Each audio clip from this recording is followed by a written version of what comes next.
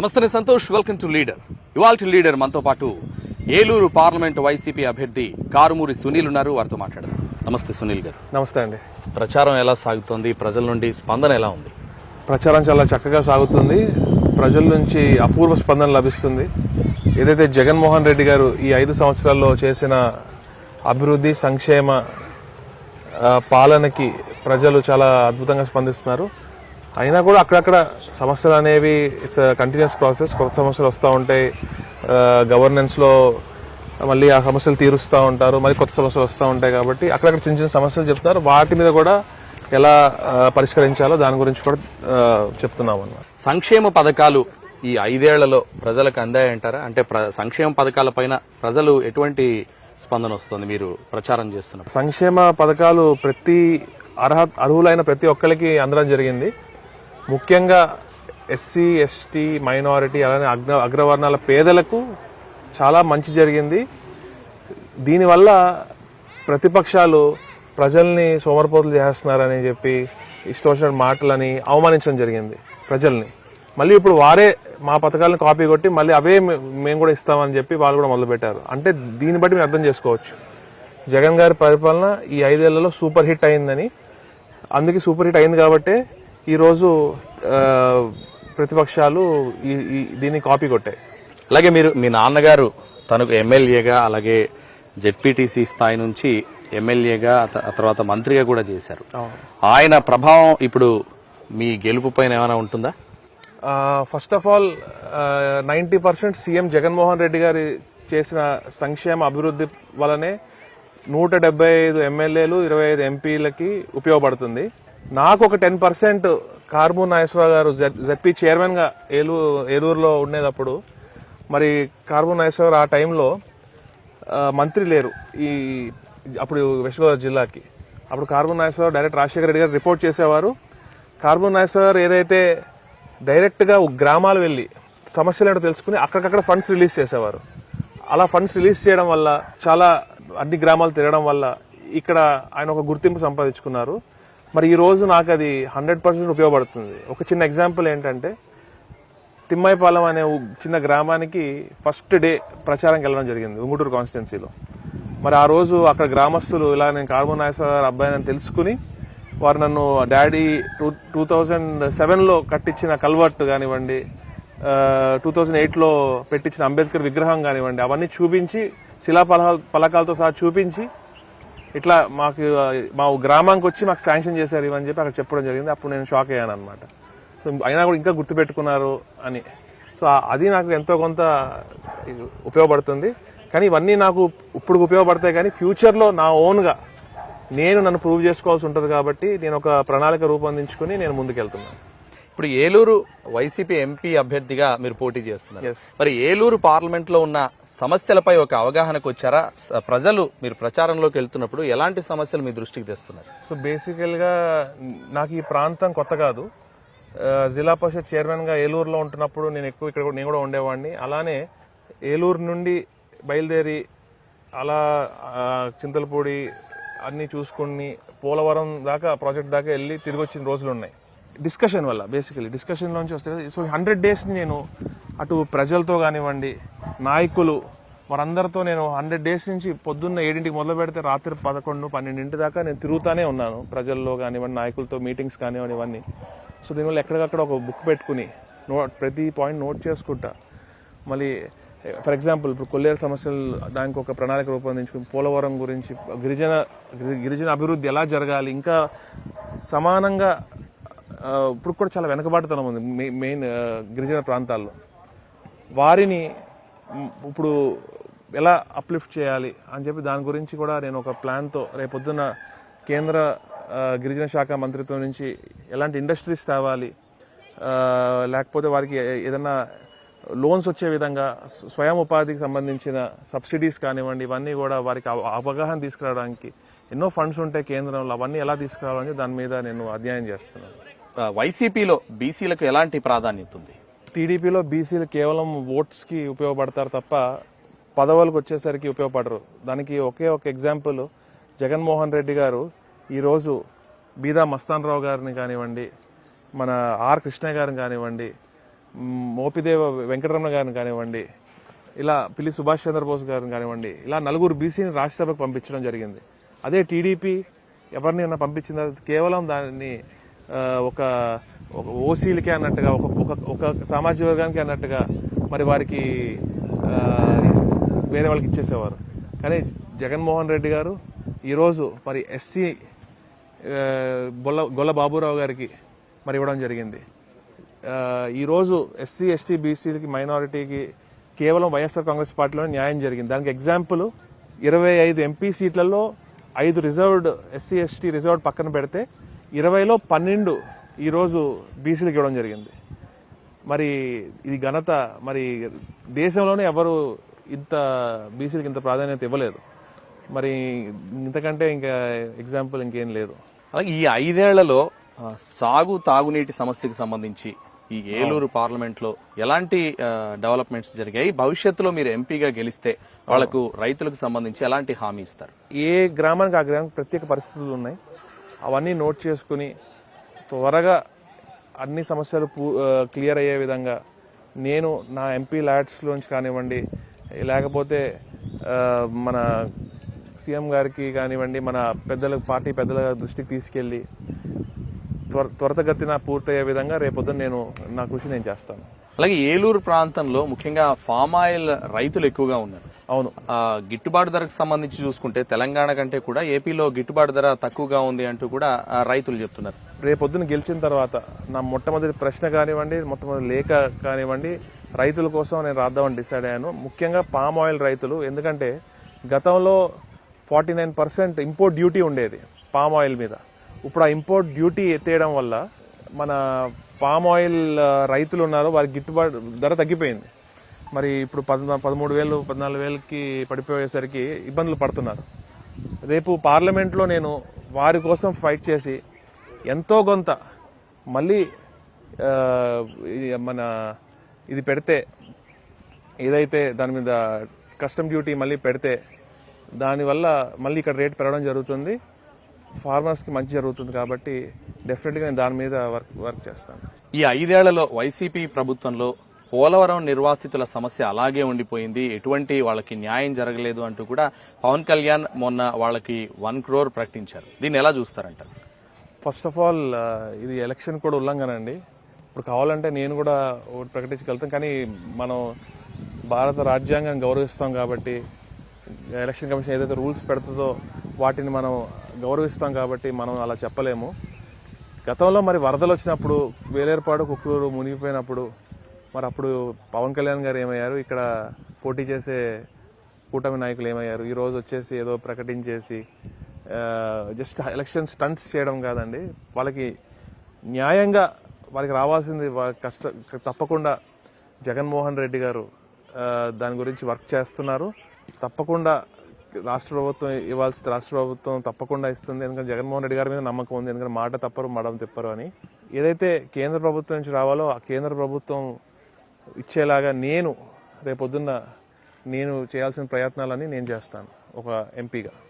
ముఖ్యంగా ఈ ఏలూరు ప్రాంతంలో ఆక్వా రైతులు కావచ్చు, ఆక్వా ఇండస్ట్రీస్ కావచ్చు ఉన్నాయి. వీళ్ళందరికీ వీళ్ళ డెవలప్మెంట్స్ కి సంబంధించి ఎలాంటి హామీ ఇవ్వబోతున్నారు? అవును, ఇక్కడ మన ఈ కొల్లేరు ప్రాంతాలు చూసుకుంటే దెందులూరు, ఉంగుటూరు, కైకలూరులో కానివ్వండి ఆక్వా రైతాంగము ఎక్కువ. మరి గతంలో కంటే వీరికి ఈ ప్రభుత్వంలో చాలా మంచి జరిగింది. అలానే రేపొద్దున్న ఇంకా ఎక్స్పోర్ట్ పెరిగే విధంగా ఇప్పుడు ఫిషింగ్ హార్బర్స్ పెడుతున్నారు. అలానే దాని చుట్టూ రేపొద్దున్న ఫుడ్ ప్రాసెసింగ్ యూనిట్స్ రాబోతున్నాయి. ఇక్కడ కూడా ఇంకా ఫుడ్ ప్రాసెసింగ్ యూనిట్స్ కానివ్వండి అవన్నీ వస్తే నిలవ ఉంచుకోవడానికి, వాటిని మళ్ళీ ఎక్స్పోర్ట్ చేసుకోవడానికి ఇంకా రైతాంగానికి కొంచెం మనం ఇవన్నీ ప్రొవైడ్ చేస్తే, దానికి సబ్సిడీస్ అవన్నీ ఉన్నాయి.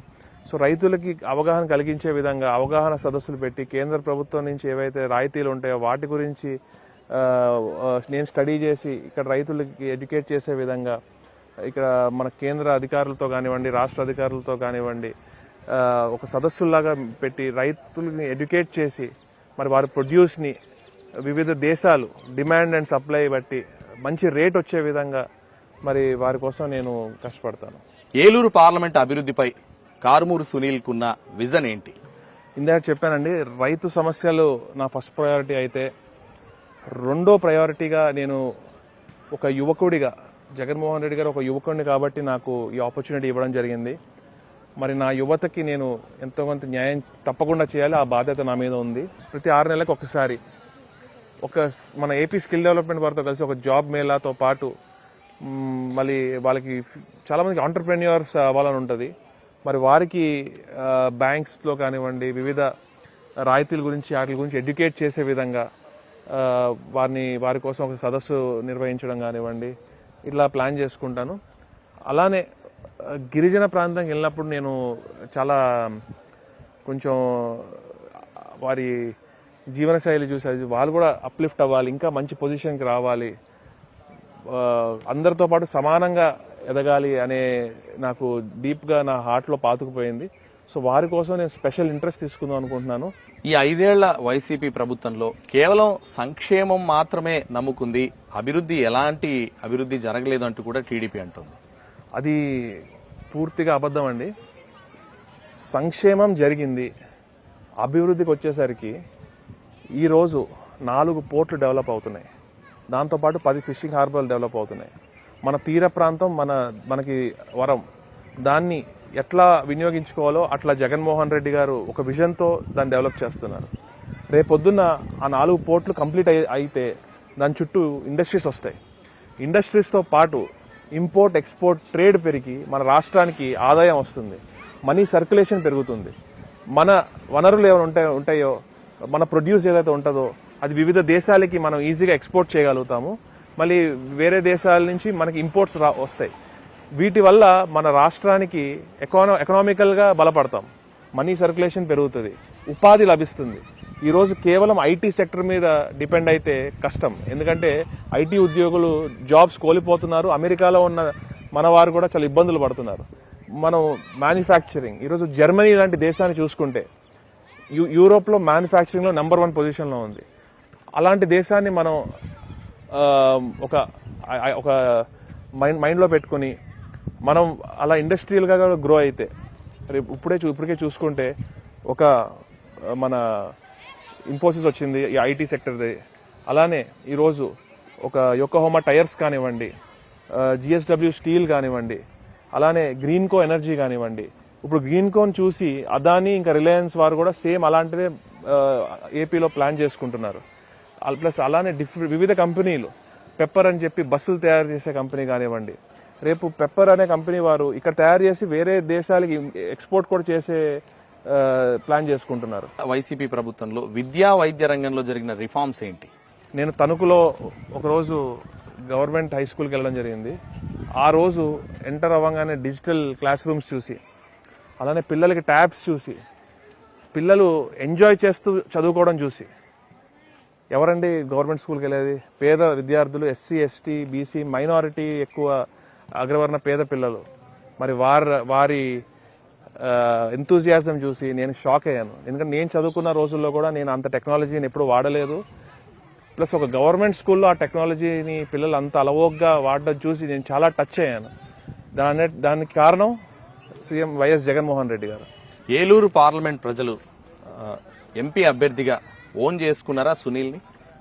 మరి ఈరోజు ఇక్కడ చూస్తే మరి నేను ఈ ప్రాంతంలో తిరిగిన వాడిని, ఏదైతే ఇక్కడ బంధువర్గం కానివ్వండి, నాయకులతో పరిచయాలు కానివ్వండి, ఇవన్నీ ఉన్నవాడిని కాబట్టి నన్నే ఓన్ చేసుకుంటారు. మరి 70 రోజులు పట్టింది వారికి ఒక క్యాండిడేట్ని వెతకడానికి. ఇందాక బీసీల గురించి మనం మాట్లాడుకున్నాము.